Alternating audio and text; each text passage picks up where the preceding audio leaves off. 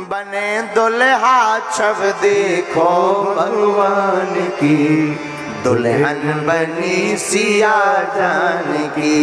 बने दुल्हा छब देखो भगवान की, दुल्हन बनी सिया जान की। बड़े आनंद के साथ मिथिला में महाराज जी एक और पूज्य महाराज जी भगवान विराजमान है।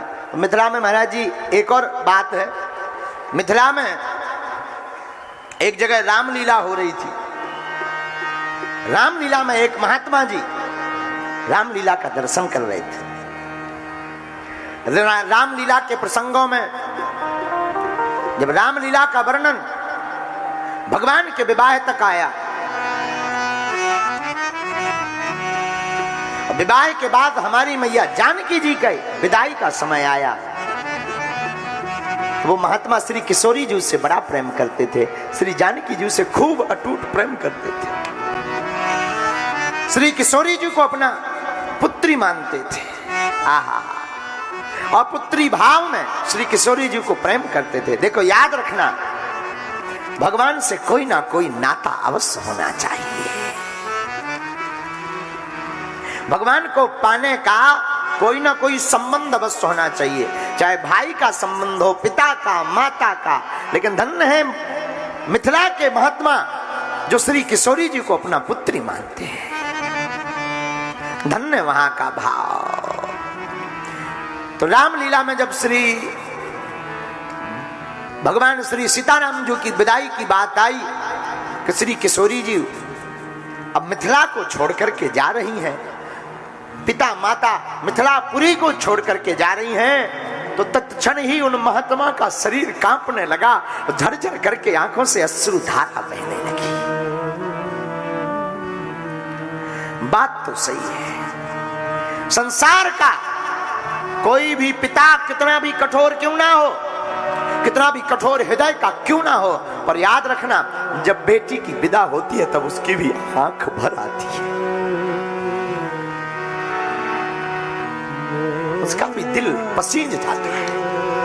और फिर श्री किशोरी जी क्या कहना, श्री किशोरी जी के प्रति पुत्री का भाव, जहां रामलीला के अभिनय में, नाट्य में श्री किशोरी जी की विदा की बात आई, जहां श्री किशोरी जी की विदा होने वाली थी, महात्मा के प्राण सूखने लगे, श्वास रुकने लगी, और बार बार दोनों हाथ उठाकर रामलीला के मध्य में दर्शक बने बैठे बैठे महात्मा चिल्लाने लगे, हे किशोरी जी, हे श्री जानकी जी, हे वैदेही नंदिनी जी। और आंखों से झरझर आंसू बहते बहते बहते बहते आज विचार करने लगे कि लगता है हमारी सिया जी हमसे विदा ले रही, हमारी सिया जी, हमारी बेटी सिया जी हमसे हमेशा के लिए दूर जा रही। ऐसा विचार करते करते शरीर के प्राण पखेरु उड़ गए।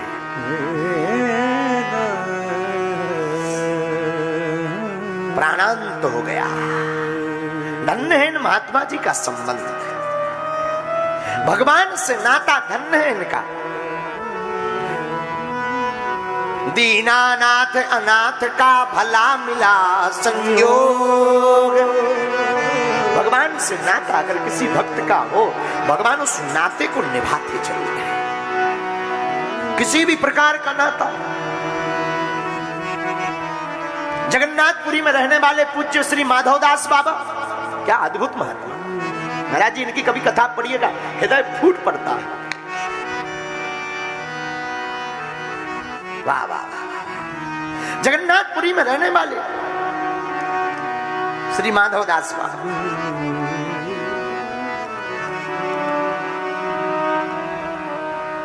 आप भगवान से इतना प्रेम करते, इतना प्रेम करते, इतना प्रेम करते थे कि ठाकुर जी लीला करने आते थे, और भगवान से प्रीति इतनी के क्या कहना। धीरे धीरे वृद्धावस्था आई, शरीर इनका चलने में असमर्थ हो गया, और एक बार इनको 15 दिन तक अपच हो गई, आंखें बंद हो गई। लोगों ने कह दिया अब ये महात्मा मर जाएगा, तो समुद्र के किनारे लिटा दिया। और ठाकुर जी से नहीं देखा गया। हमारे ठाकुर जी रोज नन्हे से बालक का भेष बना करके श्री माधवदास बाबा की सेवा करने आते हैं।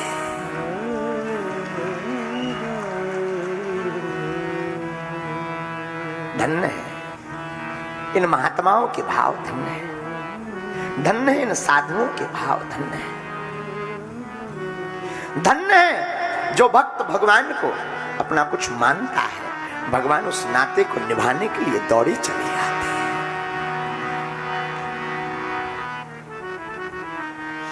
हमको बड़े भाव की कथा कई बार याद आती है, और महात्मा ही भगवान से संबंध जोड़ने की व्यवस्था बताते हैं।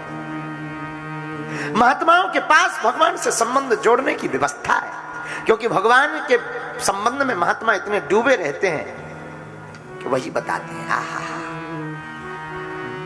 एक कथा हमने बहुत बार बोली है, आज फिर बोलने का भाव है, क्योंकि ये महापुरुष विराजमान है, आपको सुनकर बड़ा आनंद आएगा।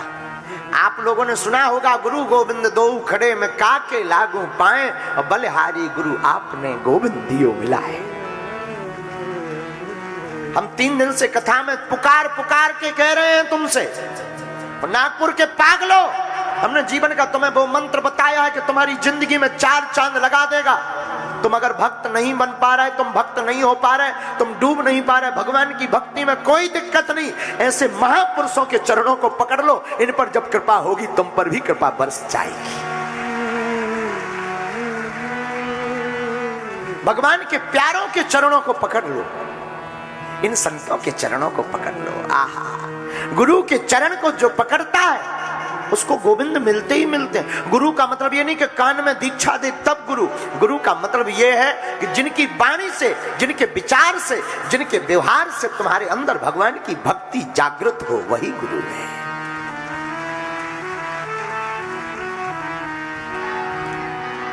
इसलिए मेरे पागलों, खूब प्रीति करो संतों से।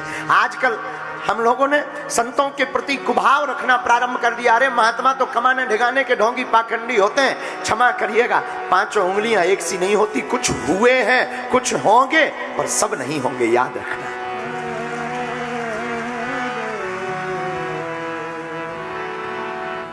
हमारे पास भी जब लोग आते हैं, भगवान की बड़ी कृपा, हमारे पास तो ऐसा सिस्टम है कि गुरु प्रेरणा से हमें पता लग जाता है, लेकिन ज्यादातर लोग ऐसे आते हैं जिनको लगने लगता मूर्ख ये वो।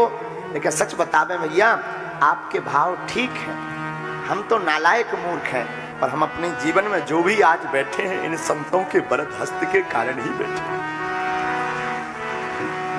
न हमारे गुरु की कृपा हम पर हुई ना होती, न हमारे गुरु ने हमारी बाहें पकड़कर बागेश्वर बालाजी के चरणों में लगाया ना होता, न ये नालायक कुछ बोलने लायक होता।